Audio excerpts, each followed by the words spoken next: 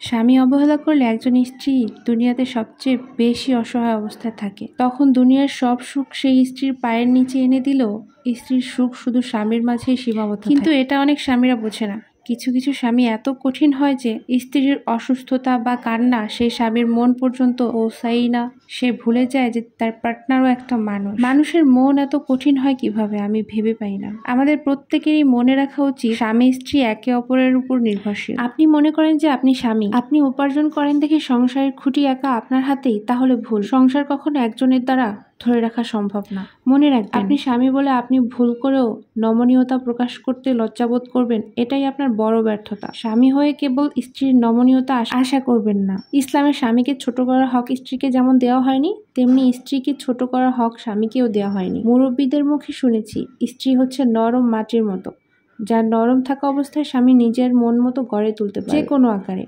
মাটি একবার শক্ত হয়ে গেলে সেই পাত্র আর স্বামী মনের মতো আকারে গড়ে তুলতে পারে না। মনের মতো আকার তৈরি করতে হয় ভালোবাসা দিয়ে। আল্লাহ সমস্ত স্বামী স্ত্রীর মনে রহমত দান করুক। কথাগুলো অনেকের কাছে অপ্রিয় হলেও এটাই বাস্তব। যাই হোক, আজকে আর কথা বাড়াবো না। আজকে সকালের নাস্তাটা আমি কিভাবে কি দিয়ে করেছি সেটাই আপনাদের সাথে শেয়ার করেছি। আশা করি ভিডিওটি ভালো লেগেছে। আজকে পর্যন্তই। সবাই ভালো থাকবেন। ভিডিওটি কেমন হয়েছে কমেন্ট করে জানাবেন। আল্লাহ হাফিজ।